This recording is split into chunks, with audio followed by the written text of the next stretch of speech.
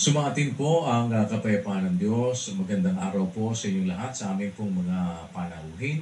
Kasama po ang ating mga kapatid sa Church of God International. Muli po kami nagpapasalamat sa Panginoon. Mayroon kami mabuting pagkakataon upang muling maibahagi sa inyo ang aming pong pananampalataya at mapag-aralan natin ang doktrina ng ating Panginoong Yeso Kristo. Ito na po ang ating ika-12 araw ng pag-aaral ng ating pong natin pong ginagawa at kung loloobin ng Diyos ay hanggang Thursday po tayo para po sa kabuuan dito pong ating ginagawang mass indoctrination. At kung loloobin ng Diyos, paalala namin muli sa inyo, ang ating pong schedule ng mass baptism ay sa darating na Biyernes alas 8 po ng umaga, Philippine Standard Time. Samantala, narito muna po ang pagpapatuloy ng ating pong pag-aaral ng mga doktrina ng ating Panginoong Jesus. Narito po ang kapatid na Elise Soriano. Magandang araw mga kababayan sa inyong lahat, iba't ibang dako. Salamat po sa Panginoon sa inyong muling pagbalik, pagdalo. Ang akin pong paniniwala doon sa bumabalik ay inaakay kayo ng Panginoon para bumalik at makinig ng kanyang salita. At sana bigyan po natin ng daan ang pag-akay ng Diyos sa atin. Doon po sa 2.4 ng Roma, meron pong ganitong sinasabi doon.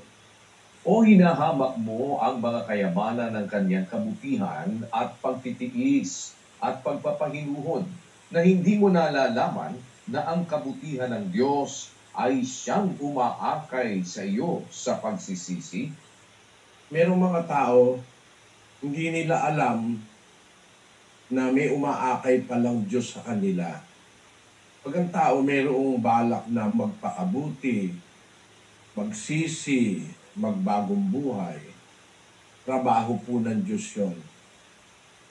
Pag ang isang tao naman mayroong nasa tuklasin ng kalooban ng Diyos, makinig ng kanyang salita at pasimulang magpakabuti sa buhay, trabaho ng Diyos yun. 2.13 po ng Pilipos. Sapagkat Diyos ang gumagawa sa inyo, maging sa pagnanasa at sa paggawa, ayon sa kanyang mabuting kalooban. Ang Diyos ang wika ang gumagawa sa inyo, maging sa pagnanasa at sa paggawa, ayon sa kanyang mabuting kalooban. Yung pagnanasa po ng tao, nag-uumpisa yun sa Diyos eh. Kasi naturalmente, sa ating naturalesang mga tao, hindi tayo nag-uumpisa na mag-umpisa ng paggawang mabuti eh. Ang paggawa po ng mabuti, nag-uumpisa sa Diyos eh. Siya ang nagbibigay sa atin ng nasa para tayo ay magnasa o magkaroon ng intensyon na gumawa ng mabuti. Naturalmente, ang gusto natin, puro mga bagay dito sa lupa ang ating magawa. Magkaroon ng asawa, yun ang mga unang pagnanasa ng taong may isip na eh. Yung kasing pagnanasa ng mga bata, okay lang yun eh. Bata, ang gusto lang naman maglaro, kumain, magkaroon ng laruan. Pero pag nagkakaisip na po, naiiba na ang nasa ng mga bata. Ang nasa ng bata, magkaroon ng kaibigan, tapos later magkaroon ng asawa, tapos magkaroon ng anak, tapos magpaaral ng anak. Pag nakatapos yung anak, okay na raw siya nun. Wala na siyang ibang nasa pa sa buhay. Walang nasa ang tao, pangkaraniwan sa tao, na umalam ng Diyos, hanapin ng Diyos. Yun po ang pinakamahalaga sa lahat yung pag-alam ng mga bagay na ukol sa Diyos. Pero hindi kasama yon kaninanasa ng halos lahat ng mga tao. Kung meron man sigurong mga tao nagnanasa na pangunahin ang nasain niya yung kalooban ng Diyos, bihira siguro yung ganong mga tao.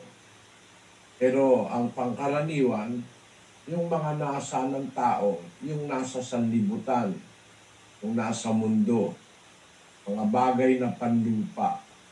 Kaya po, palimbawa, dumating sa atin yung panahon na pagnanasa natin makaalam tayo ng bagay ng Diyos. Meron po kasing isang huwes, kinukwento niya sa akin yung kanyang kasaysayan. Nakikita niya ako sa telebisyon, matagal na. Sabi niya, sino kaya ito? Sabi niya, sino kaya itong tarantadong ito? Sabi niya gano'n. Nadadaanan niya ang programa sa TV. Pero hindi siya interesado, marami siyang trabaho bilang huwes.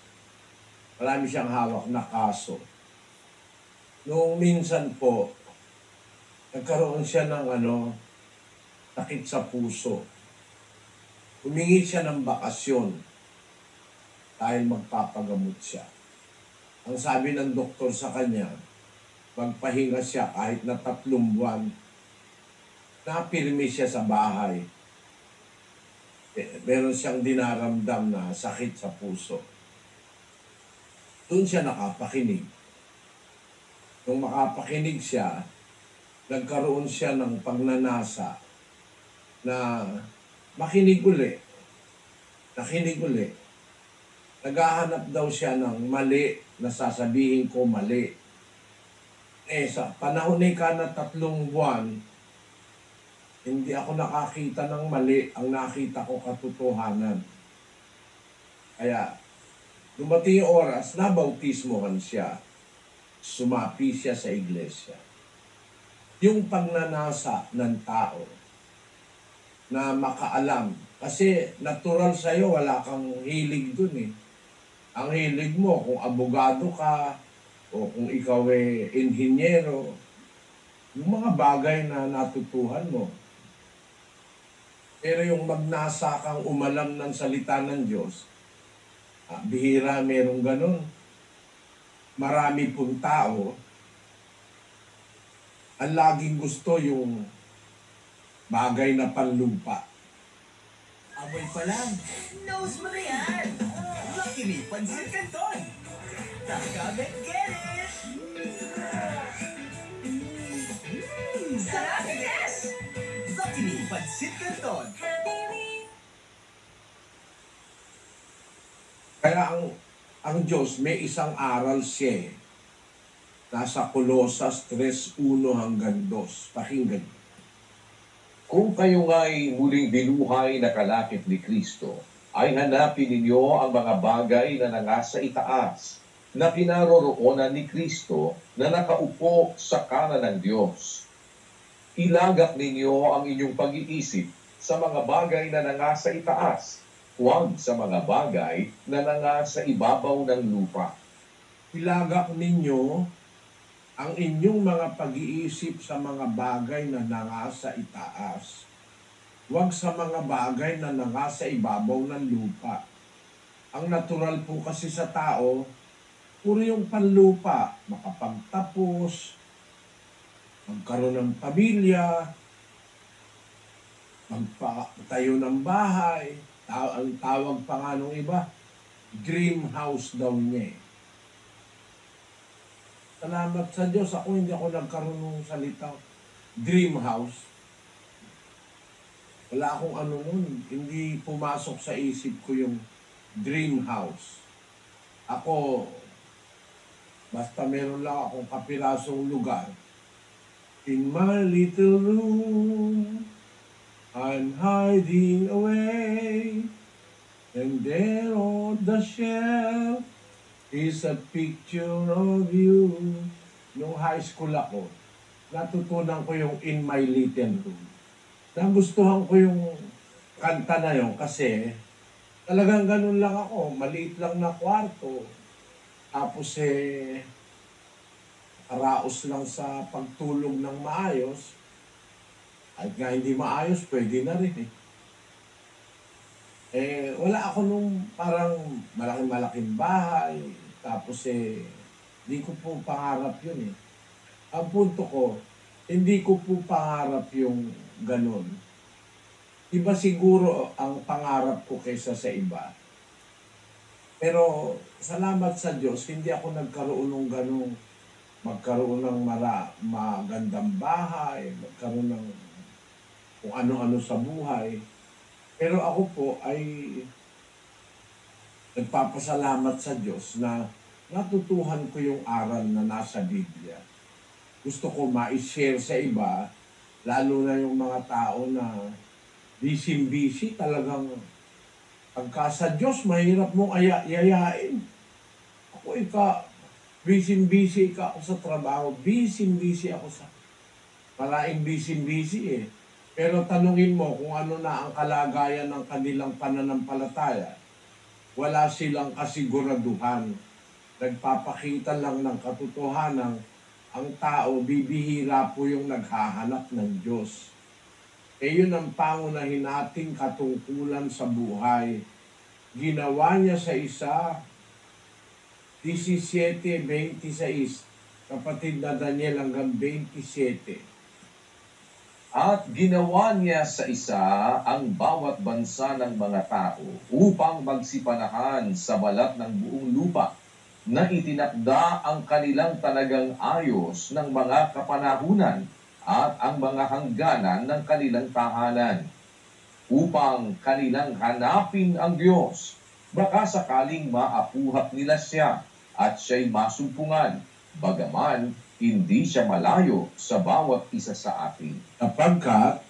Sapagkat sa Kanya, tayo'y nangabubuhay at nagsisikilos at mayroon tayong pagkatao. Kung Nagaya napansin nyo, sa Kanya tayo nangabubuhay. Kung hindi tayo binubuhay ng Diyos, di naman tayo mabubuhay. Sa Kanya tayo nabubuhay. Sa Kanya tayo nagsisikilos. At mayroon tayong pagkatao. Kaya nga, ginawa niya ang tao para manahan sa balat ng buong lupa upang kanilang hanapin ang Diyos. Obligasyon po nating hanapin ang ating manlalalang. English, kapatid na Daniel. that they should seek the Lord, if haply they might feel after him and find him, though he be not far from every one of us. Ayun. Ang ating obligasyon, hanapin natin ang Diyos. Hindi man siya malayo sa atin paghahanapin natin siya. Kaya lang, yung hindi naghahanap, malayo talaga sa kanila. Pero kung naghahanap ka, makikita mo siya Kapagkat sabi ng Diyos, masusumpungan ako ng mga naghahanap sa akin. Salita ng Diyos yun.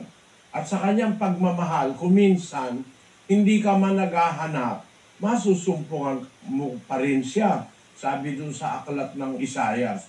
Kaya po, obligasyon nating hanapin ng Diyos. Kung nakakaramdam kayo, kaya kayo bumabalik dahil parang gusto nyo yung kabutihang naririnig nyo, gusto nyo magbagong buhay, gawa ng Diyos yun sa atin. Sabi sa Biblia, Diyos ang gumagawa sa inyo, maging sa pagnanasa at sa paggawa, ayon sa kanyang mabuting kalooban. At yung sinasabi sa 2:4 na una nating binasa, hindi mo baga nalalaman ang wika, ang kabutihan ng Diyos ay siyang umaakay sa iyo sa pagsisisi. Kaya, kung halimbawa, nagkakaroon na tayo ng ganong mga damdamin, alang nagsisisi tayo, gusto na nating magpakabuti, gawa ng Diyos yun. Huwag niyo po yung baliwalain, mga kapatid. Pagbigyan natin ng Diyos sa buhay natin, bumalik kayo araw-araw na may pag-aaral tayo para matutunan po ninyo yung salita ng Diyos. Umpisa natin ngayon ang ating paksa. Meron po akong babasahin sa inyong talata. Ito pong talatang ito magpapakilala sa inyo kung ano kayong klaseng tao. Hindi ko po kayo hahatulan, wala akong karapatang humatol. Ang Panginoon lang ang makakahatol sa atin kasi alam niya ang ating kalooban. Pero sa babasahin kong mga talata, mga kapatid, makikilala nyo kung ano ba kayong klaseng tao. Kayo mismo, sa pag-aaral natin, dapat makilala kasi natin ang ating sarili. Makilala natin ano bang klaseng lahi ang pinanggalingan natin. Sa Pilipinas po, ang tawag sa atin ay conglomeration of different races.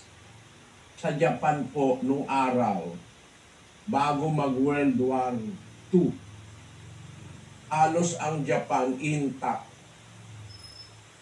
Bawal po silang mag-asawa sa iba. Sila. Merong ganong policy ang Japan nung araw. Yung kanilang lahi, parang hindi sila po pwedeng basta mahaluan ng ibang lahi. Meron pong ganong mga rasa o race ng tao sa mundo. Parang yung Roma nung araw, yung kanilang gobernador, pagka hindi ka taga-Roma, pinapaalis ka. Meron pong ganong mga rasa. Para makita nyo lang ang punto ko, basahin natin ang 18:2 ng Gawa.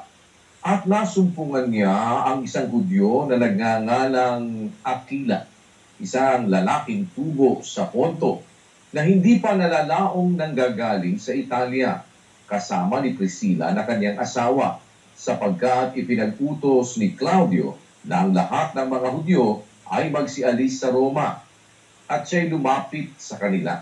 Ang sabi ni Lucas, kaya pala si Priscilla saka si Aquila galing sa Italia. Kaya pala nagkaroon sila ng connection kay Pablo. Kasi ang mag-asawang ito nakatira sa Roma. Ipinag-utos ni Claudio na ang mga Hudyo magsialis sa Roma. Yun. Makikita nyo, merong mga lahi, ayaw nila na mahahaluan sila ng ibang lahi. Ganun po ang Hapon bago magkadigma yung Second World War. Pero tayo pong Pilipino, ang atin pong bansa, bukas dumating ang mga Arabo sa Mindanao, nagtatag ng kanilang koloni ron. Kaya nga yung mga taga Mindanao, karamihan doon nung araw, mga Muslim Dala-dala ng mga Arabo yung paniniwalang Islam. Doon sila, nauna pa sila sa Katoliko kung nag-aaral kayo ng istorya.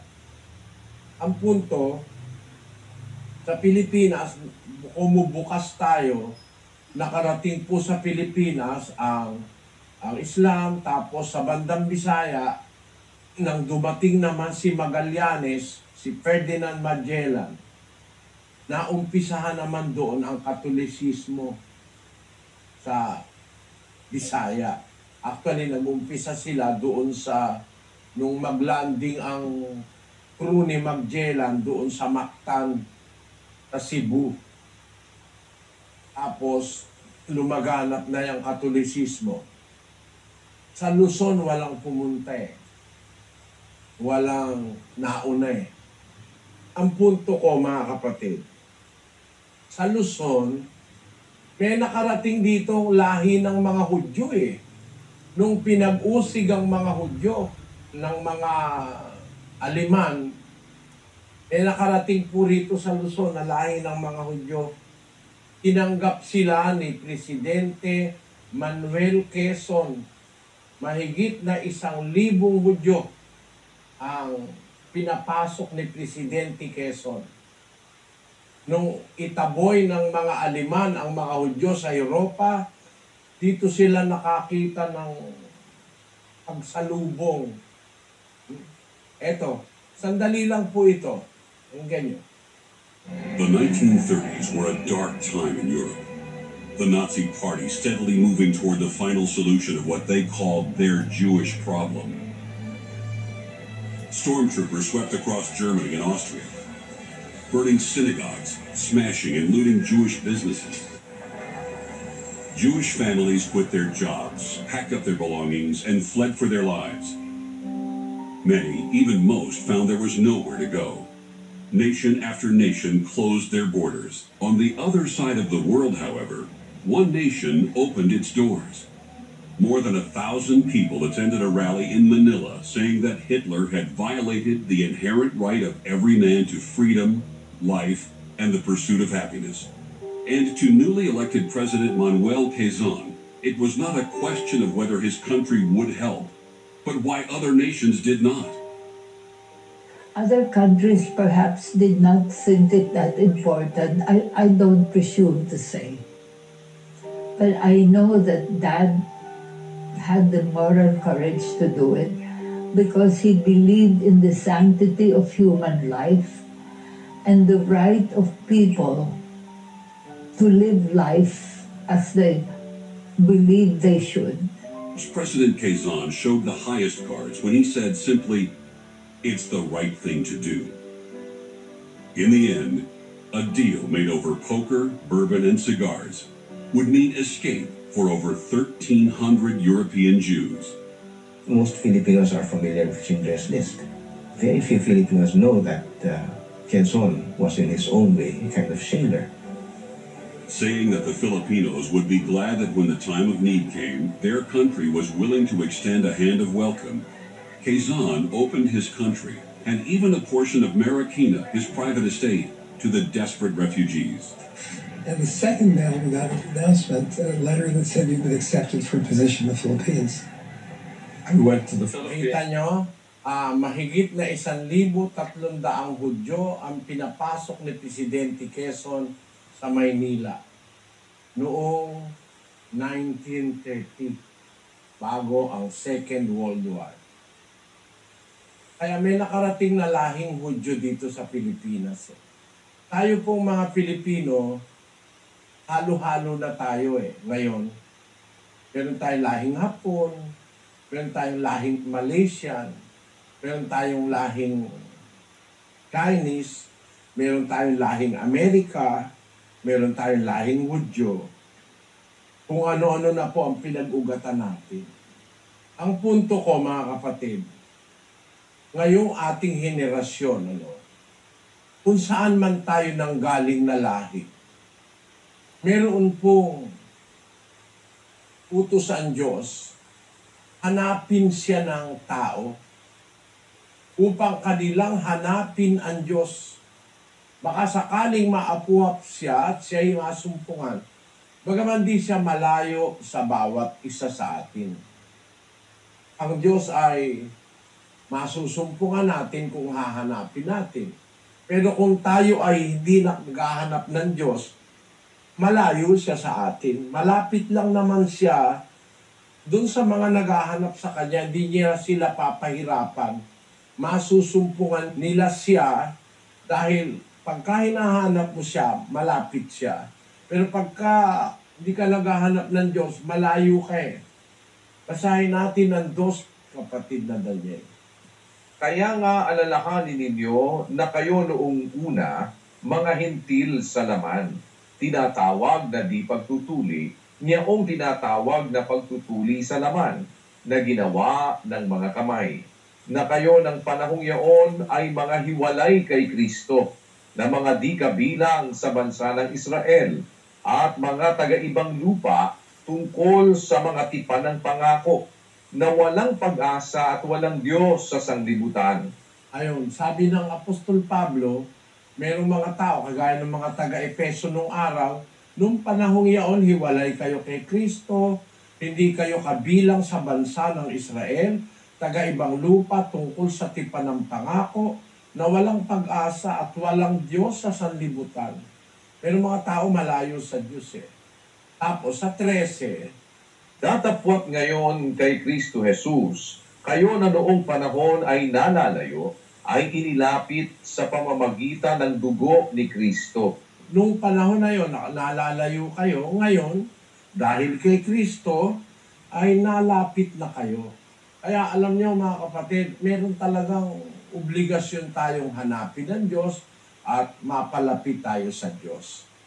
At kung nagnanasa kayo ngayon na bumalik, maganda pong sinyal yon. Magandang palatandaan mga kapatid, na may umaakay na Diyos sa inyo. At ang katapusan po nating pag-aaral ay sa Huwebes ng gabi. Tapos sa Biyernes po, kung loloobin ng Diyos, magbabautismo tayo. Doon sa makakatanggap at gustong magbautismo. Pero hindi po muna yan ang ating pag-uusapan ngayon.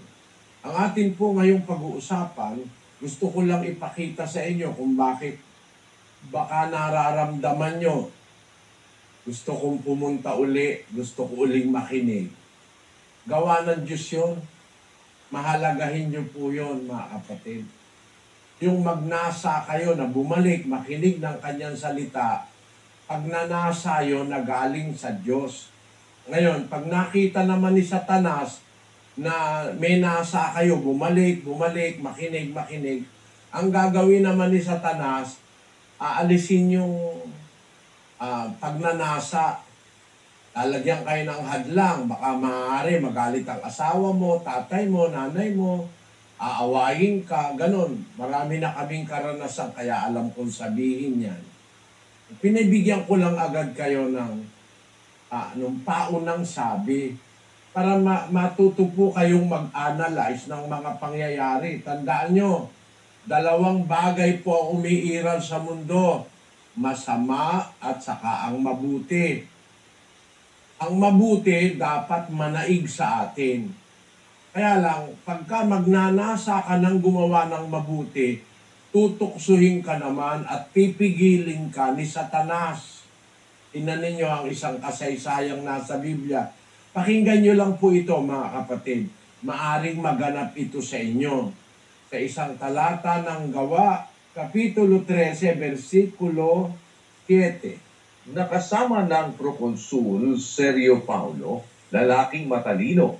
Ito rin ang nagpatawag kay Bernabe at kay Saulo at minimithing mapakinggan ang salita ng Diyos. Datapwat si Elimas na manggagaway, sapagkat ganito nga ang pakahulugan sa kanyang pangalan, ay humadlang sa kanila na pinagsisikapang ihiwalay sa pananampalataya ang prokonsul. Datapwat si Saulo na tinatawag ding Pablo, na puspos ng Espiritu Santo, ay itinitig sa kanya ang kanyang mga mata. At sinabi, O puspos ng lahat ng karayaan at ng lahat ng kasamaan, ikaw na anak ng Diablo, ikaw na kaaway ng lahat ng katwiran, hindi ka ba titigil ng pagpapasama sa mga daang matuwid ng Panginoon? Tingnan ninyo, isang prokonsul, mataas na tao sa panahon ng mga apostol, isang otoridad ng gobyerno. Ang prokonsul, nagnanais na makinig, tinatawag nga si Pablo at saka si Bernabe. Minimithi niyang mapakinggan ang salita ng Diyos. Ang sabi sa 13:7, minimithing mapakinggan ang salita ng Diyos. Pero nung nagkakaroon na siya ng pagnanasang makinig, si Elimas naman na manggagaway, sapagkat yun ang kanyang pangalan ano ito, mangkukulam. Sarap naman! Basta handaan, Makinasal Family Fiesta! Manggagaway, humahad lang kay Proconsul Sergio Paulo. Humahad lang, pinagsisikapang ihiwalay sa pananampalataya ang prokonsul. Nangyari po ito Mangyayari ito, pwedeng sa inyo. Na pagka magnanasa ka ng tumanggap ng pananampalataya at ng salita ng Diyos, may kakasangkapanin ng demonyo para ikaw ay hadlangan. Maaaring magulang mo, maaaring hindi alam ng magulang mo na gawa ng Diyos yung ginagawa mo, Akala niya masama, maaari kanyang hadlangan. Maaring asawa mo, maaring kapatid mo, kaibigan mo, kamag-anak mo, o kung sino man. Kaya ngayon, aalamin po natin. Alamin nyo anong klase kayong tao. Kayo na po ang bahala, hindi ako pwedeng humatol. May babasahin lang akong salita para malaman nyo kung anong klase kayong tao, mga kapatid, na nakikinig kahit sa ampun lugar ngayon na nakakonekta sa atin. Basahin natin ang Mateo, Kapitulo 13, at ang bersikulo ay 3. At pinagsalitaan niya sila ng maraming mga bagay sa mga talinhaga na sinasabi, narito, ang manghahasik ay yumaon upang maghasik. At sa paghahasik niya ay nangahulog ang ilang binhi sa tabi ng daan. At dumating ang mga ibon at kinain nila. At ang mga iba'y nangahulog sa mga batuhan na dooy walang sapat na lupa. At pagdakay sumibol, sapagkat hindi malalim ang lupa, at pagsikat ng araw ay nangainitan, at dahil sa walang ugat ay nangatuyo. At ang mga iba'y nangahulog sa mga dawagan, at nagsilaki ang mga dawag, at ininis ang mga yaon. At ang mga iba'y nangahulog sa mabuting lupa, at nangagbunga, ang ila'y tig-100, ang ila'y tig-60, at ang ila'y tig-30. Meron pong manghahasik o yung magsasaka sa ating bansa. Ang tawag magsasaka, yung nagtatanim. Lumabas siya para maghasik ng binhi, magtanim. 4 ang nahulugan ng binhi. Yung ibang binhi nahulog sa tabindaan. Yung ibang binhi nahulog sa batuhan. Yung ibang binhi nahulog sa dawagan. Tapos yung ibang binhi nahulog sa mabuting lupa. Ang nagbunga, yung nasa mabuting lupa. Yung 3 binhi na sayang. Kasi yung sa tabi ng daan, pagkahasik, nahasik yung binhi, dumating yung mga ibon, kinain, sabi nung 13:4. Tignan nyo sa screen. Sa tabing daan, dumating ang ibon, kinain. Yun namang nahulog sa batuhan, kung batuhan, walang malalim na lupa, agad tumubo. Pero kung batuhan, hindi makaano yung ugat, hindi makapasok yung ugat, natuyo. Nung sumikat ang araw, natuyo. Kasi walang sapat na tubig. Hindi siya makakuha ng tubig sa bato kasi sa lupa nandun yung tubig. Ngayon, yun namang isa, nahulog sa dawagan. Aba, kung maraming dawag, mga siit-siit, mga damo-damo, nainis yung binhi, hindi rin nakalaki, hindi nagbunga. Pero yung nahulog sa mabuting lupa, nagbunga. Yung ibang bunga, 30, yung iba, 60, yung iba, 100. Ibig sabihin, yung nahulog sa mabuting lupa, ang ganda-ganda ng pagkakatubo. Ang tanong, ano po ang kahulugan ng talinghagang ito ni Kristo? Pakinggan nyo, makinig po kayong mabuti. Konting bagay lang naman na makinig kayo, mga kapatid. Wala naman dapat pagkaabalahan. Alamin natin ang kahulugan ng talinghaga. Yung magsasaka o yung nagtatanim, may daladalang binhi, 4 na lugar ang napuntahan ng binhi. Tabing daan, batuhan, dawagan, at saka mabuting lupa. Basahin natin ang paliwanag sa Biblia. Sa Lucas 8:11. Ito ang talinghaga. Ang binhi ay ang salita ng Diyos. Yung pala naman binhi na nahulog sa 4 na lugar, hindi pala naman yun buto ng palay o kaya yung, hindi naman pala palay yun, hindi naman pala yun buto. Yung binhi pala ang salita ng Diyos. Ano nangyari? At ang mga sa tabi ng daan ay ang nangakinig. Kung magkagayoy, dumarating ang diablo at inaalis ang salita sa kanilang puso upang huwag silang magsisampalataya at mga ligtas. Aba, malalim pala kahulugan ito. Yung binhi, salita ng Diyos, yung palang lugar na tabing daan, kung tawagin, yun pala, puso ng tao yon. Ang sa tabi ng daan ay ang nangakinig. Pero pagkapakinig nila, dumarating agad yung ibon, kinakain yung binhi. Yung pala, yung larawan ng dyablo. Dumating ang dyablo, inalis ang salita sa kanilang puso upang wag silang magsisampalataya at maligtas. Naku mga kapatid, pakita ko sa inyo lang sandali. Siguro, yung mga ibang nakinig, ang kanilang puso, tabing daan. Kung tabing daan, madali lang mayapakan, madali lang, pagka nagtanim ka kasi sa tabing daan, maraming istorbo kasi maraming daan ng daan eh. Eh si Satanas nasa daan yan lagi eh. Gumagala yan eh. 5:8 ng unang Pedro. Kayo'y maging mapagpigil, kayo'y maging mapagpuyat. Ang inyong kalaban na Diablo, na gaya ng liyong umuungal, ay gumagala na humahanap ng masisila niya. Yan.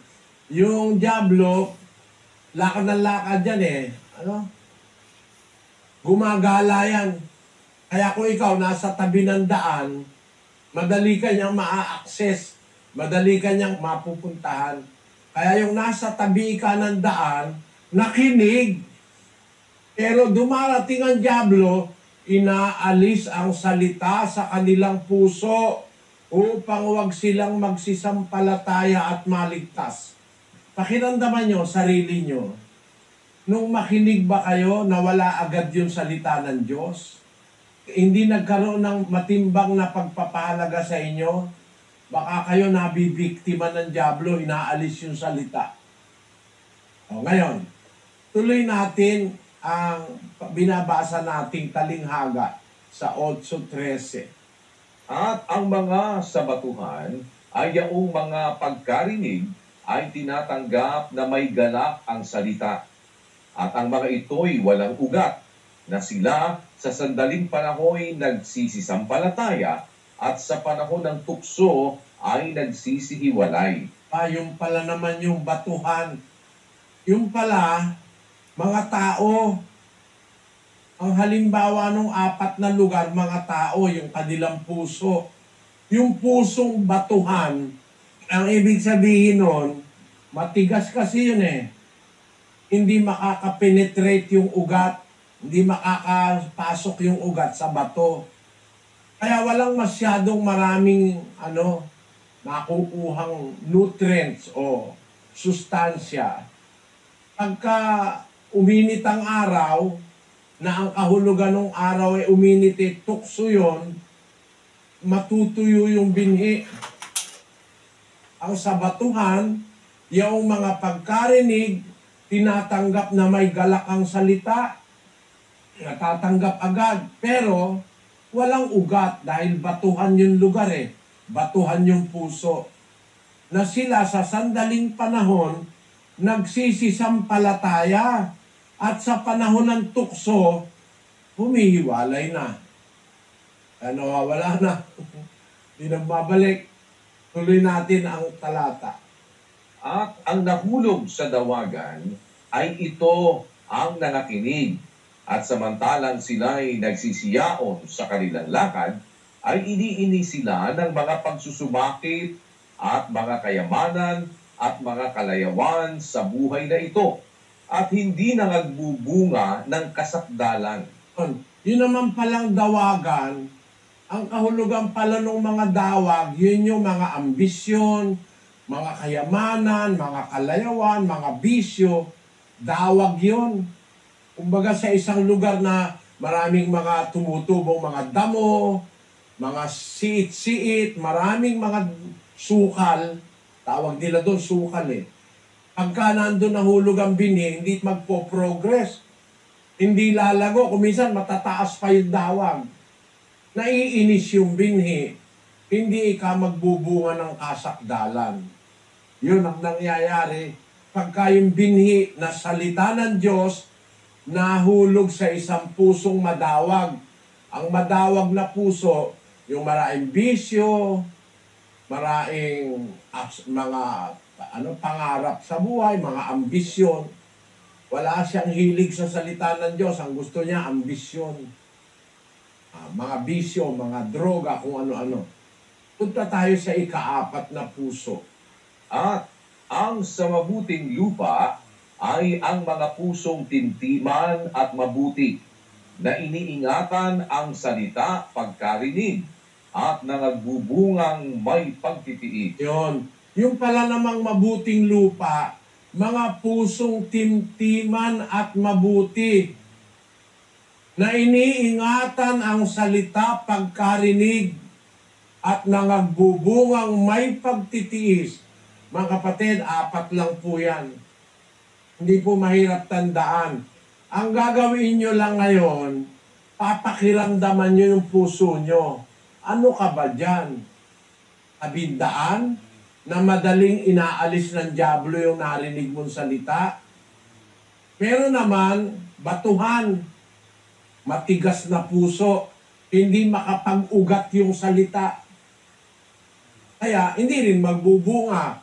Pag sumikat ang araw ng matindi, pagdating ng mga pagsubok at mga tukso, lanta yung binhi, nalalanta. Yun namang isang puso, dawagan, maraming bisyo, maraming mga alalahanin sa buhay, maraming ambisyon. Pag tinaniman mo ng salita ng Diyos, naiinis nun dawag yung salita, hindi nagbubunga ng maayos. Pero merong puso, mabuting lupa, pagkatanim ng salita, isang pusong timtiman at mabuti. Iniingatan ang salita pagkarinig, nagbubungang may pagtitiis. Mga kapatid, mga kababayan, mga bisita, kayo ngayon, meron po kayo ngayong paraan na para kilalanin nyo ang inyong sarili. Ano ka ba rito? Ang puso mo ba mahilig salita ng Diyos? Iniingatan mo ba? Ikaw siguro yung mabuting lupa. Pero kung yung puso mo ayoko ika ng iglesia, marami pa akong gustong magawa sa buhay. Parang yung nakilala ko nung araw, kaibigan po namin yun Matalino siya. Nakapakinig siya, okay daw. Wala namang mali. Nga niya, ngayon ko lang narinig yan nung bandang huli, ayaw pa bautismo. Ayaw umanib. Di pa ikakontak kasi tapos sa pag-aaral Kasi okay lang, di mo naman pwedeng pilitin. Nakatapos, naging abogado, mataas ang grade, napunta sa abroad. Ayun, nabalitaan ko, nahiwalay sa asawa, napabayaan yung mga anak, may pamilya na sa Amerika, nag-aaway silang mag-asawa ngayon, yung una niyang asawa, tapos may dimandahan sila. Merong ganun po mga tao madawag ang puso. Maraming ambisyon. Kaya kuminsan naliligaw na ng landas. Pero yung mabuting lupa, pag narinig niya yung salita, iniingatan niya Namumunga yung salita ng Diyos sa kanya. Kaya kayo ngayon, mag-isip. 4 lang po ang klase ng tao sa mundo. Taong may pusong tabing daan, madaling maagaw ng dyablo yung salita, yung binhi. Taong batuhan, matigas ang puso, hindi nakakapenetrate ang ugat ng salita o ng binhi. Taong mayroong madawag na puso, na maraming ambisyon, bisyo, mga kung ano-anong bagay sa lupa. Tao naman na may mabuting puso, mabuting lupa, na tinatanggap ang salita.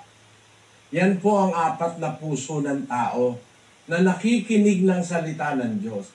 Kayo ngayon, makakakilala kayo sa sarili nyo. Ano ba kayo? Ano ba ang puso nyo? Pusong tabindaan, madaling alisin yung salita, kinukuha agad ng dyablo, o pusong batuhan, matigas ang puso, hindi makapasok yung ugat dahil batuhan ang puso. Tapos, yun namang pusong dawagan, maraming mga dawag-dawag, maraming mga kung ano-anong ambisyon sa buhay, hindi natutuloy na lumaki yung binhi. O yung pusong mabuting lupa, na pagkarinig ng salita, iniingatan sa puso at nagbubunga na may pagtitiis. 4 na klase, 4 na puso. Ang nakakalungkot, isa lang yung mabuting lupa. Mas marami pala sa tao, ang puso masama. Kayo naman ang makakahatol nun. Di ba, mas maraming masama sa mundo, mga kapatid? Huwag kayong magagalit. Mas maraming masama sa mundo eh. Mas marami. Ang daming mga mamamatay tao. Meron, hindi naman mamamatay tao, sugarol naman. Lasenggo naman. Meron, hindi naman lasenggo, wala naman bisyo. Ano naman, babaero naman. At meron naman, drug addict, lahat ng bisyo nasa kanya. Iniinom niya. Ikap syrup, iniinom niya. Maraming ganon. Sa mundo, napakarami pong masama. Pero ang mabuting balita ng Diyos, ito po mabuting balita, mga kapatid, mga kaibigan, makinig kayo ha. Yung palang puso ng tao, 3 masama. Katutubo ng masama ang puso. Pero may pag-asa pala dyan, ayon sa Biblia. Pakinggan nyo, Ezekiel 36:26. Bibigyan ko rin naman kayo ng bagong puso at lalagyan ko ang loob ninyo ng bagong espiritu at aking aalisin ang batong puso sa inyong katawan at aking bibigyan kayo ng pusong laman. 7. At aking ilalagay ang aking espiritu sa loob ninyo at palalakarin ko kayo ng ayon sa aking mga palatuntunan at inyong iingatan ang aking mga kahatulan at isasagawa. At kayo'y magsisitahan sa lupain na ibinigay ko sa inyong mga magulang. At kayo'y magiging aking bayan at ako'y magiging inyong Diyos. Aba, yung palang bayan ng Diyos sa Biblia, yung iglesyang sa Diyos, hindi po pala puro mabubuting tao yan. Gagawin niyang bayan ng Diyos, yung may masasamang puso. Sabi ng Diyos, bibigyan ko kayo ng bagong puso. Posible pala yun, mga kapatid. O, tingnan ninyo ang salita ng Diyos sa Biblia. Talagang garantisado, walang paltos. Totoo ito eh. Bakit totoo ito? Kung pag-uusap natin sa siyensya, sa medisina, mamamatay na lang yung tao eh. Sira ang puso eh. Nauso yung transplant. Pinalitan ng puso, nabuhay pa. Eto, pabasa ko sa inyo. Pakibasa mo, kapatid na Daniel. Ito po ay mga taong na na wala ng pag-asang mabuhay. Dahil sa siyensya, nabuhay pa sila eh. Eto po. Guinness World Record longest surviving heart transplant patients, John McCafferty, who has lived 31 years and 5 days since his transplant on 20 October 1982 in Harefield, Middlesex, UK, as verified on 25 October 2013. Ted Nowakowski, who has lived for 34 years since his transplant on 25 April 1983. The record was verified on 25 April 2017. Inyo mga kapatid, Yan mamamatay na eh. Isa nabuhay pa ng 31 taon. Yung isa nabuhay pa ng 34 na taon dahil napalitan ng puso. Yan ay posible na ngayon sa siyensya. Ang Diyos, makapangyarihan sa lahat eh. At ang kanyang ipapalit na puso, hindi pusong literal. Hindi material na puso. Sabi niya, bibigyan ko kayo ng bagong puso. Lalagyan ko ang loob ninyo ng bagong espiritu. Possibility sa Diyos. Kung sa siyensya, kakapaglagay na sila ng bagong puso, sa espiritu, pwede tayong lagyan ng Diyos ng bagong puso. Huwag kayong mag-alala kung ang puso nyo maraming bisyo, maraming mga ambisyon, ang puso nyo bato, ang puso nyo madawag, ang puso nyo ay pusong tabing daan, may pag-asa naman pala tayo eh. Pwede tayong i-renovate ng Diyos. Baguhin ang ating puso, baguhin ang ating espiritu at pag-iisip. Tama po yan eh. Ako po kasi, halimbawa ko, sarili ko eh. Nung ako po ay nag-aaral sa high school, ako po ay scholar, mga kapatid. Hindi naman pagyayabang, scholar ako. Ano po ako eh, sa klase, maayos po ang aking kasaysayan. Mula grade 2 hanggang high school, hanggang 4th year, scholar po ako. Kaya naisip ko yung yung la verdad na mag-aral ng libre. Kasi po ako, nag-aral libre. Hindi ako nagbabayad ng matrikula. Hindi ako nagbabayad ng tuition fee. Mga kaskwela ko, buwan-buwan, nagbabayad Ako hindi. Kasi po, scholar ako mga kapatid. Mula elementary hanggang high school. Ngayon, ang akin po noon, ang ambisyon ko, maging siyentipiko, maging doktor. Sabi naman ng teacher ko sa high school, mas maganda mag-abogado ka. Sabi naman ng isa, mag-scientist ka. Sabi naman ng isa, mag-chemist ka. Ang dahil ko naman kakong kukunin. Sabi ko, mga teacher ko kasi, yung teacher ko sa science, gusto niya mag-chemist ako. Yung teacher ko sa social studies, gusto mag-abogado ako. Yung teacher ko dun sa economics yata ang tawag namin nung araw dun sa curriculum na yun. Ang gusto naman niya, mag-professor ako. Para ko ambisyon nung araw, mga kapatid. Kaya kung mag-iisip kayo, makikita nyo yung aking mga pinagdaanan, 12 taon pa lang nagninegosyo na ako Sa edad na 16, may restaurant na po ako Nakapagtayo na ako ng restaurant.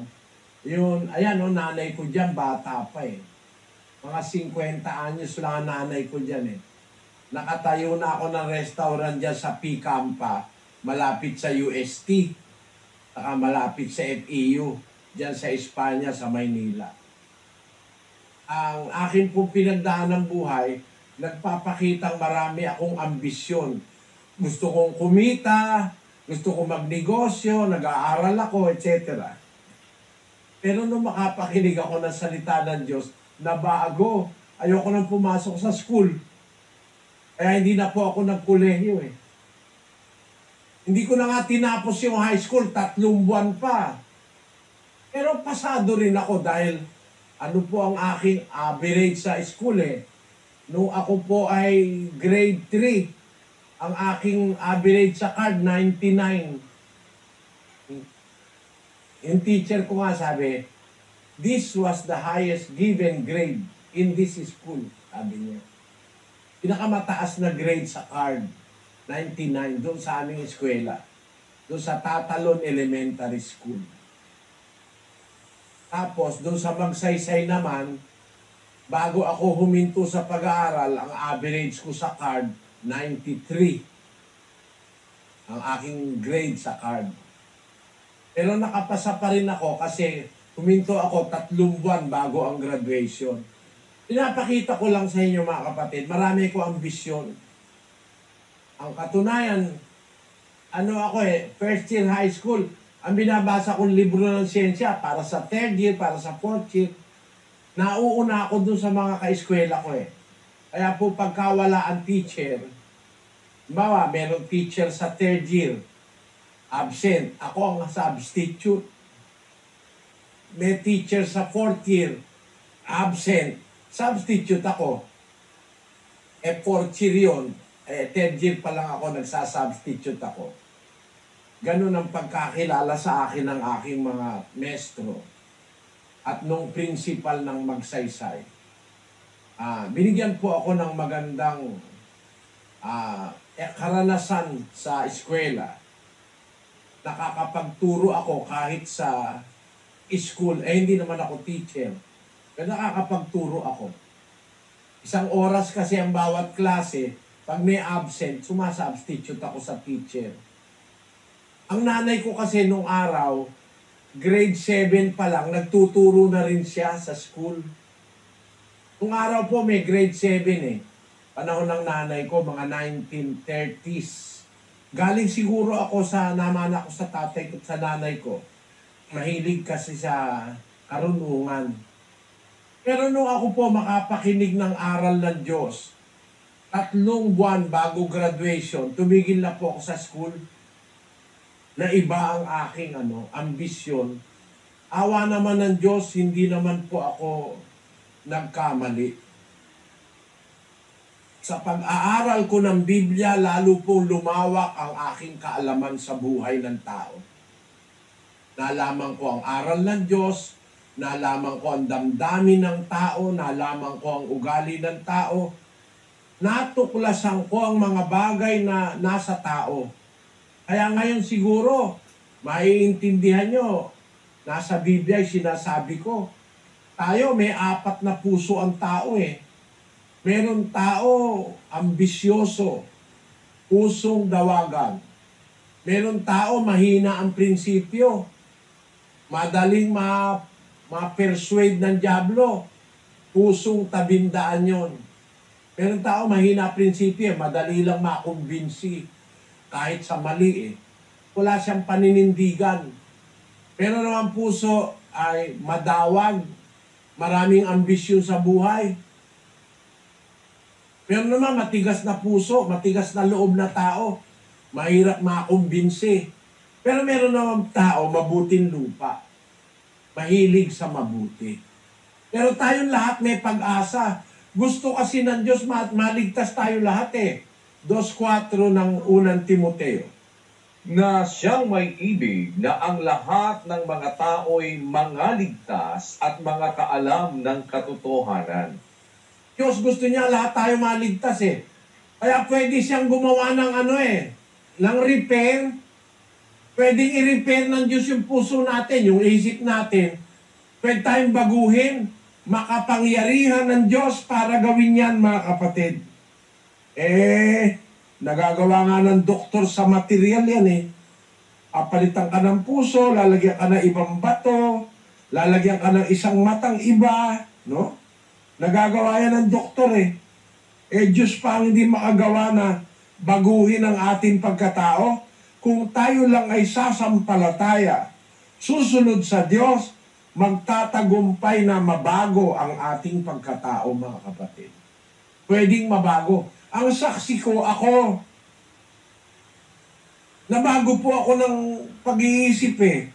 Dati ang hilig ko, yung maging tanyag, makilala sa lipunan, maging abogado, maging mataas na tao. Lahat ng iyong gumuho eh. Nung marinig ko yung salita ng Diyos eh. Nawalan ako ng paggana sa pag-aaral sa school. Ayoko nang mag-aral. Ayoko nang pumasok sa school. Nagbasa na lang ako ng nagbasa ng Biblia. At nabago po ng Biblia ang aking mga ambisyon sa buhay, mga kapatid, nabago po ng salita ng Diyos. Kaya ako, natuto akong Nung araw kasing maliit ako eh. Pagka may pera ako, yung bigay ni papang ko na pera, ang gagawin ko po ron, ididikit ko dun sa aking kwarto. Di ko ginagastos. Alagay ko sa baon, may baul akong maliit, dinidikitan ko yun ng mga bagong-bagong pera. Yun naman mga barya, lalagay ko sa lata na nagatas. Yung lata ng Darigold at saka ng Darigold yata nung araw. At saka Senyorita. Lalagay ko ron. Tapos babaon ko sa lupa para walang makakita. Hindi ako gumagastos masyado. Ang ko, mag-ipon para dumami pera ko. Yun ang araw ko. Kaya nga ako po 12 taon pa lang natuto na akong magnegosyo Sabi ko nga sa inyo, wala pa akong 17 anyos, meron na akong restaurant Meron na rin akong coaching maliit. Sa lahat ng mga kapatid ko, ako naunang nagka-coaching. Yung tinatawag nung araw na Austin Mini. Ewan ko kung dinatnan nyo pa yan, Austin Mini. Ewan ko kung dinatnan nyo pa yung Darigold, yung gatas nung araw, bubutasan ko yan, lalagyan ko ng pera ko. Darigold. Nung araw po yun, nang ako'y wala pang aral ng Diyos na alam. Pero nabago po ang isip ko, natuto ako ng mas magandang bagay sa buhay. Yung matutunan ko ang salita ng Diyos. Kaya isinasaksi ko yung sarili ko mga kapatid. Nag-umpisa ako ng maraming ambisyon sa buhay. Bata pa lang, napakita ko na meron akong ambisyon. Nagtayo na ako ng negosyo. Pero hindi pala yun ang aking linya. Nabago ang aking kalooban, nabago yung aspiration ko sa buhay. Nawala yung isip ko dun sa maging makatapos, kung ano man, nawala po ron. Kung gusto ko namang makatapos, pwede naman, libre kasi ako Libre ako sa school, miski sa kolehiyo po, libre rin ako. Meron po akong offer noon sa MLQ, Manuel Luis Quezon University, doon sa Quiapo. Bibigyan pa ako ng allowance na 120 pesos isang buwan. Meron din po akong offer sa Thailand nung ako high school. Kasi nung kumuha kami ng standardized test, ako po ang pinakamataas na test dun sa UP nung araw. Meron kaming kinuhang test doon. Nakalimutan ko na kung anong taon yun exchange student.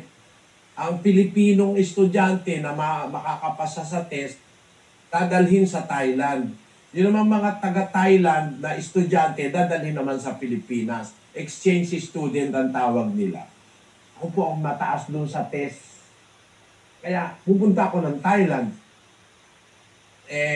Ang nanay ko ayaw. Ayoko anak, sabi ng nanay ko. Kaya ayoko rin. Pero talagang ambisyon ko, talagang makatapos. Nabago po, mga kapatid, ng salita ng Diyos. At ngayon, di ako nagsisisi kahit kapiraso kasi ang natutunan ko, hindi matututunan sa lahat ng universidad sa mundo sa awa ng Panginoon. Kaya ang aking anyaya rin sa inyo, pakiramdaman niyo yung puso niyo mula ngayon, mga kapatid. Ano ba puso niyo? Tabindaan ba? Madali bang maalis yung salita? O natatandaan ninyo? Ibig sabihin, hindi kayo masyadong natatrabaho ng demonyo. Kasi pag tinrabaho ka niya, alisin niya yung salita ng Diyos sa puso mo Kasi tabindaan. Meron naman puso, batuhan, matigas. Mahirap na tumubo yung ugat ng salita. Meron naman puso, madawag. Maraming mga kung ano-anong mga damo-damo. Naiinis yung salita, yung mga bisyo, mga kalayawan, mga pagsusumakit sa buhay. Yon. Pero meron puso mabuting lupa. Wala namang dapat ipag-alala, mga kapatid, kasi kahit na ano ang puso mo, pagka sasampalataya ka, makapangyarihan ng Diyos para baguhin ang puso. Kung yun ng pusong literal, nababago ng doktor napapalitan Lalo naman sa espiritual, makapangyarihan ang Diyos. Uulitin ko po, kahit ano pang klase ng puso ang tao, meron siyang pag-asa. Ayaw kasi ng Diyos na mayroong isang mapapahamak sa atin eh. Kung ang Diyos lang ang masusunod, walang mapapahamak eh. Kaya lang minsan ang sinusunod natin yung ating sarili. Ang Diyos po ay makapangyarihang baguhin ang ating pagkatao at ating puso. Kung yung kutsilyo, yung blade ng doktor nakakapagpalit ng puso, yung Espiritu Santo ng Diyos, alam nyo ba ang Espiritu kung anong ginawa ng Espiritu, mga kapatid? Papakita ko sa inyo ang gawa ng Espiritu Santo. 1:2 ng Henesis. At ang lupa ay walang anyo at walang laman, at ang kadiliman ay sumasa ibabaw ng kalaliman, at ang Espiritu ng Diyos ay sumasa ibabaw ng tubig. Umpisa po, na ginagawa ng Diyos ang lupa wala pang anyo, wala pang laman. Pero ang Espiritu ng Diyos sumasa ibabaw ng tubig. Ang globo po kasi ng lupa, ang planet Earth, globo ng tubig nag-umpisa. Ayun, ang Espiritu ng Diyos nasa ibabaw ng tubig. Anong ginawa ng Espiritu ng Diyos? Basahin natin ang 104:30 ng awit. Pakinggan nyo. Iyong sinusugo ang iyong espiritu, sila'y nangalalalang, at iyong binabago ang balat ng lupa. Ang gumawa pala ng balat ng lupa, ang lumalang ng mga pagbabago sa lupa na nung umpisa walang anyo at walang laman, ang Espiritu Santo pala ng Diyos, mga kapatid. Yung wikang sinusugo ang Espiritu, nalalalang sila. Kaya nagkaroon ng ilog, dagat, bundok, kuweba, mga hills, Espiritu Santo pala ng Diyos ang gumawa nun. Kung ang Espiritu Santo nakakagawa ng bundok, nakakapaglagay ng kuweba, yung iyong pagkatao, mahirap na baguhin ng Espiritu Santo. Hindi po mahirap baguhin yon. Chicken feed lang yon, sabi sa Tagalog. Napakadali para sa Diyos. Huwag ka lang tututol. Ibigay mo lang yung sarili mo, pasakop ka. Mababago puso mo, pati isip mo, kapatid. Kaya ng Diyos yan. Kahit ikaw ang pinakamasamang tao sa mundo, pwede kang baguhin. Tingnan ninyo, itong ginawa ng Diyos sa isang tao, ito po ang pinakamasama nung panahon niya. Wala nang mas masama rito sa taong ito. Basahin natin ang Timoteo, Kapitulo 1, at ang versikulo ay 13 hanggang 15. Bagaman ang una, ako'y naging mamumusong at manguusig at mang-aalipusta. Gayunmay, kinakabagan ako, sapagkat yaoy ginawa ko sa di pagkaalam, sa kawalan ng pananampalataya. At totoong sumagana ang biyaya ng ating Panginoon na nasa pananampalataya at pag-ibig na pawang kay Kristo Jesus. Tapat ang pasabi at nararapat tanggapin ng lahat na si Kristo Jesus ay naparito sa sanglibutan upang iligtas ang mga makasalanan, na ako ang Pangulo sa mga ito. Ako ang Pangulo, sabi ni Pablo. Naging apostol pa siya. Nung una ako, mamumusong. Alam niyo yung mamumusong, napakasamang kasalanan nun. Yung nagsasalita ka ng masama laban sa Diyos, impyerno pupuntahan mo nun eh. Yung namumusong ka. Pero kung ginawa yan ni Pablo, wala pa siyang alam na katwiran. Sabi niya, nung una ako'y mamumusong, mang-uusig, inuusig niya ang iglesia. Nung una, alam niyo ba ang ginawa ni Pablo sa pag-uusig sa iglesia? Pakinggan niyo, 22:4 ng Gawa. At aking pinag-usig ang daang ito hanggang sa pagpatay, na tinatalian at ipinapasok sa mga bilangguan ang mga lalaki at gayon din ang mga babae. Napakatindi ni Pablo. Inuusig niya yung mga unang Kristiyano. Pinapapatay niya, pati babae. Ang tindi, ang lupit. Pero ang sabi ni Pablo, Bagaman ang una ako'y naging mamumusong, mang-uusig, mang-aalipusta, kinahabagan ako sapagkat ay ginawa ko sa di pagkaalam, sa kawalan ko ng pananampalataya. At sa 15, ang sabi niya, tapat ang pasabi, nararapat tanggapin ng lahat na si Kristo Jesus na parito sa sanlibutan upang iligtas ang mga makasalanan, na ako ang pangulo sa mga ito. Siya pala ang presidente ng makasalanan sa panahon niya. Ibig sabihin, siya ang nangunguna sa pagiging masama-sama. Napakasamang tao ni Pablo sa pagpapakilala niya sa kanyang sarili. Ako ang wika, ang pangulo sa mga makasalanan. Mag-isip ka ng kasalanan. Siguro si Pablo, number 1 siya, sabi niya eh. Hindi naman ako nagsabi nun, hindi ko naman sinisiraan si Pablo. Si Pablo, nag-uusig, namumusong, ipinapapatay ang mga unang Kristiyano, napakalupit. Malayo bang ng babae rin yun? Malayo ba na yun marami pang ibang ginawang mga masama? Sabi niya ako ang pangulo sa mga makasalanan. Ibig sabihin, presidente siya ng mga tarantado. Ayun. Pero nagbago siya. Binago siya ng Panginoon nang sumampalataya siya. Kaya lahat tayo may pag-asa, mga kapatid. Yan ang mabuting balita. Kahit ano pang klaseng tao kayo, ang mga pinapatawad ng Diyos na tao, basahin natin ang unang Korinto 6:9. O hindi ba ganinyo nalalaman na ang mga liko ay hindi magsisipagmana ng kaharian ng Diyos?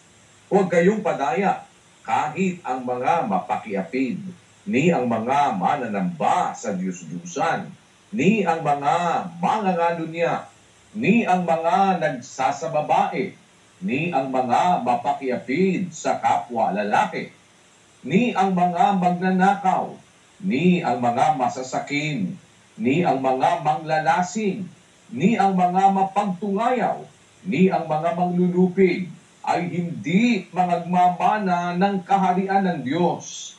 At ganyan ang mga ilan sa inyo. Ngunit nangahugasan na kayo, ngunit binanal na kayo, ngunit inaring ganap na kayo sa pangalan ng Panginoong Hesukristo at sa Espiritu ng ating Diyos. Amen. Ang liwa-liwanag, marami palang klase ng mga masasamang tao na anib sa iglesia nung una. Pero nahugasan na kayo. Ang nahugasan yung nabautismuhan na. Eto, ang sabi niya, di nyo ba alam na yung mga liko hindi magmamana ng kaharian ng Diyos? Kahit ang mga mapakiapid, mananamba sa Diyos-Diyusan, mangangalunya, mga nagsasababae, yung mga bading, ni ang mga mapakiapid sa kapwa lalaki, hindi naman bading yun. Yun yung pumapatol sa bading. No? Ni ang mga magnanakaw, ni ang mga masasakim, ni ang mga manglalasing, ni ang mga mapagtungayaw, ni ang mga manlulupig, hindi magmamana ng kaharian ng Diyos. Ganyan ang ilan sa inyo, sabi ni Pablo. Ngunit nangahugasan na kayo, binanal na kayo, inaring ganap na kayo sa pangalan ni Hesukristo at sa Espiritu ng ating Diyos. Nakita nyo mga kapatid? Kahit sino ka pa, pwede ka maligtas. Basta lang, mahugasan ka, magbalik loob ka, at magsisi. At yun po ang ating layunin sa pag-aaral na ito. Kung kayo man ang pumunta rito, makinig, masamang tao, pareho lang po tayo, huwag kayo mahiya. Karamihan sa amin, masasama rin tao dati. Meron pa nga dyan, dati drug addict eh. No? Pero tayo ngayon, ministro, 2, drug addict, kasama ko yung isa rito. Ngayon, matinong tao. Hindi mo maaaring sabihin masamang tao pa sila. Kasi, dati silang masasama, mga sugarol, mamamatay tao yung iba. Pero nang maanib sa iglesia, ang iglesyang ito walang record ng pagpatay. Kahit inaapi na kami, hindi kami pumapatay ng kapwa. Yan po ang nagagawa ng salita ng Diyos. Kaya sabi natin, sa Diyos ang kapurihan. Balik po sana kayo mga kapatid. Bukas po ay pagpatuloy natin ang bagay na ito. At sana loobin ng Diyos makabalik kayo bukas. Pakiramdaman nyo yung pag-akay ng Diyos. Pakiramdaman nyo rin yung pang-istorbo ni Satanas. Huwag kayong papatalo. Huwag kang papadaig kay Satanas. Kahit pinipigilan ka, makinig ka pa rin kapatid. Inaakay ka ng Diyos. Pagbigyan mo ang Diyos at magiging dapat ka.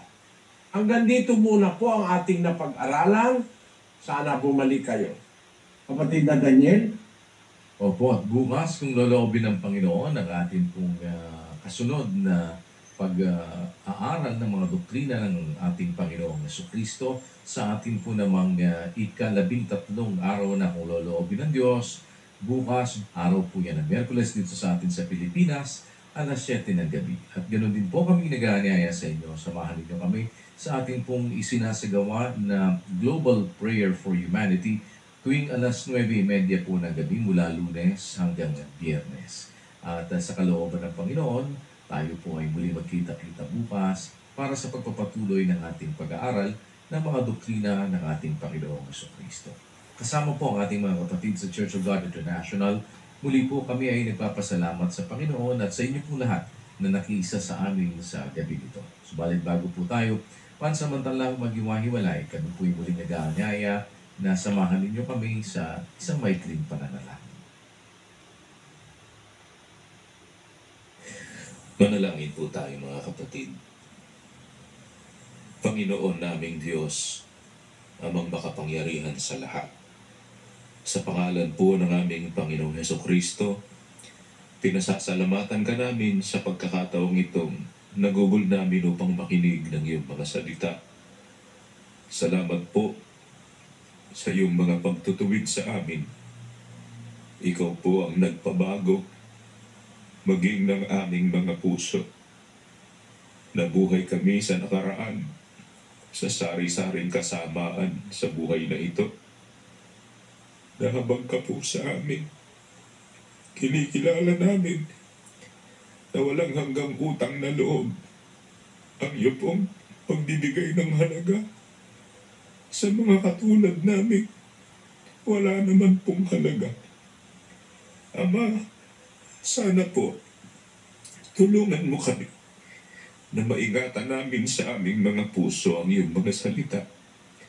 Alalahanin mo ang mga sumusubaybay sa aming pag-aaral. Tulungan mo sila hanggang sa pagtatapos ng seryeng ito, na sana po ay maunawa nila ang halaga ng paglilingkod sa iyo. Ang aming mga nalalabipang mga buhay, kung kami pa po'y magkakalooban mo. Sana po, Panginoon, magugol namin sa kasang-ayon lamang ng iyong banal na kalooban. At sa huli, masumpungan mo kaming karapat-dapat sa pinapangako mo pong buhay na walang hanggan. Bahala ka na po sa bawat isa sa amin. Sa magulong panahon na aming kinabubuhayan, mapanganib sa lahat ng mga dako. Wala po kaming ibang matatakbuhan kundi ikaw lamang. Ang mga sayo po namin itinitiwala ang lahat. Marami pong salamat sa pangalan ng aming tagapagligtas na si Kristo Jesus. Amen.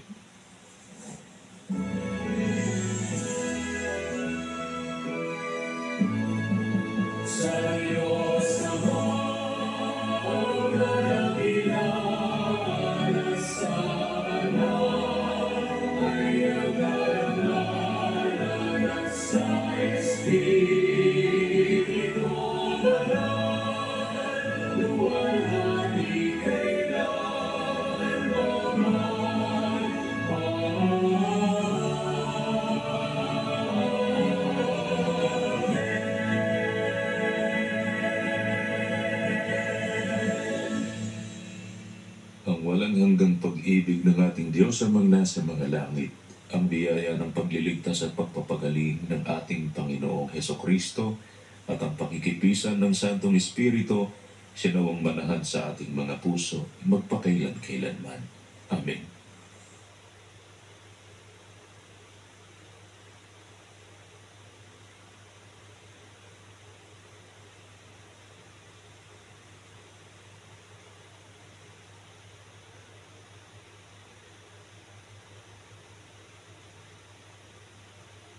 Biblia ang sasagot, itanong mo kay Soriano. Welcome po sa Ang Dating Daan Worldwide Bible Exposition. Muli po sa tulong at sa awa ng Panginoon na tayo po ay sabayang napapanood sa iba't ibang bahagi ng mundo. At minsan pa, kayo po ay aming i-welcome sa ating pong sinasigawang World